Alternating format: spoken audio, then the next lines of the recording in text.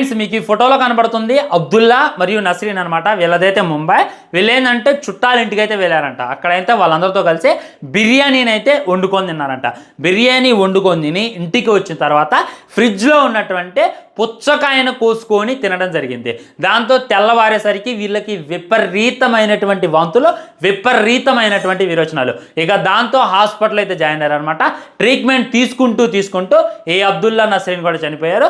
ఈ పిల్లల పరిస్థితి కూడా విషమంగా ఉంది అనేటటువంటిది వైద్యులు అయితే తెలియజేస్తున్నారు. So post mortem forensic report వస్తే కానీ ఏంటి అనేటటువంటిది చెప్పలేమని చెప్పి వైద్యులు అయితే తెలియజేస్తున్నారు ఫ్రెండ్స్.